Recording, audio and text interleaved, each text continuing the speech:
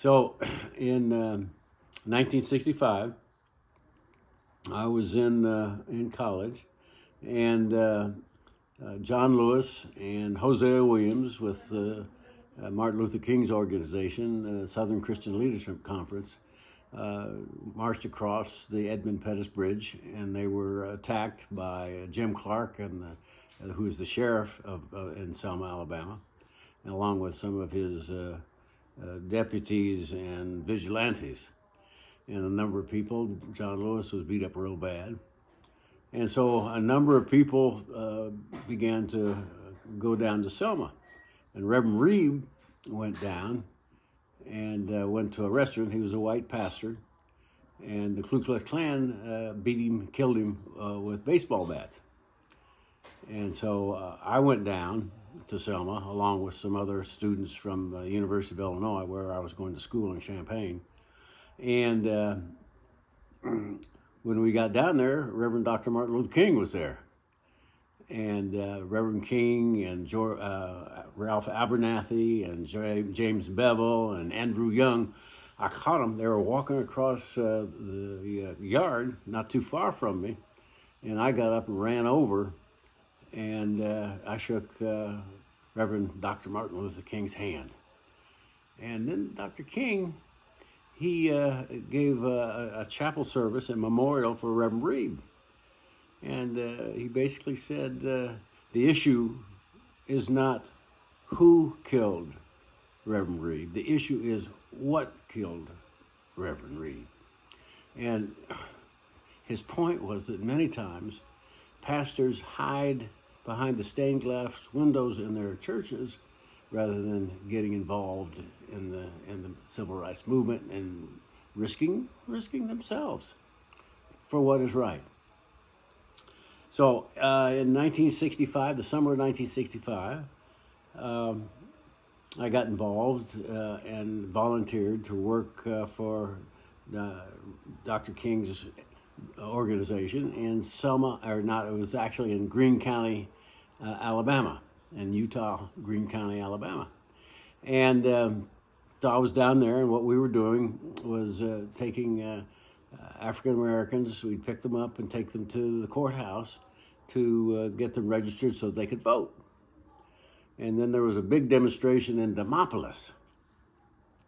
And so we got a number of people in Greene County to go down to Demopolis and join in this demonstration. And we got to the demonstration, and the police had put a barricade up to keep us from marching to the where they could register to vote. The people could register to vote, and the police had shields and clubs and helmets, and here we were, about 400 of us, probably about 500, maybe 600 of us. And from 8 years old to 80. And we were singing songs and freedom songs and so forth, and speeches were being given and all kinds of other wonderful stuff.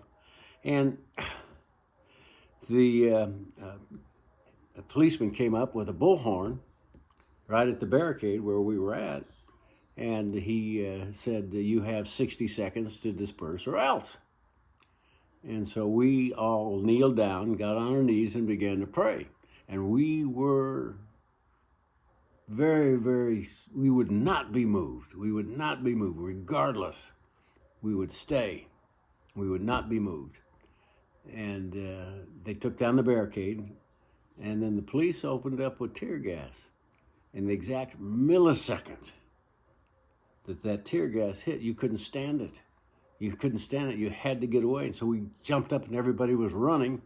And there was a girl maybe 9, 10 years old that was standing next to me. And I grabbed her hand and picked her up and began to run back to the church where we had started the demonstration from. And I wanted to make sure that she didn't run into the yards, because the Ku Klux Klan were standing around in the yards, hiding behind trees and so forth with baseball bats and so forth. So I wanted to make sure that she didn't get hurt. And a tear gas grenade fell right in front of us and blew up, covered us from head to toe. anyway, the tear gas was rough. The next day, we went back to the barricade, and the police, of course, were there in their uniforms and their clubs and helmets and all that stuff. And the officer came up after a while, came up and said, "You have 60 seconds to disperse." And we got down on our knees again and began to pray. And all of a sudden, over the bullhorn, the policeman said, "Y'all are under arrest." And we jumped up, cheered, ran to get in line to go to jail. We weren't getting beaten. We weren't getting tear gassed. We were going to jail. And so they put us on about 5 school buses to take us, the demonstrators that they had arrested, to the prison in Selma, which is about 50 miles away. And we're singing freedom songs. The buses are just rocking. It was just fabulous. State trooper got on our bus and said, "You stop singing. If you don't stop, I'll tear gas you." Now, we didn't want anything to do with tear gas, so you could hear a pin drop in our bus all the way to the Selma prison. We pulled into the prison, and the folks in the other buses, the other 4 buses, the buses were just rocking. They were singing freedom songs, and it was just wonderful. It's fabulous. It was fabulous. So we started singing freedom songs too. State trooper got on our bus, tear gassed us, and then blocked the door so we couldn't get out. We sat in that tear gas on that bus for a half an hour. Finally,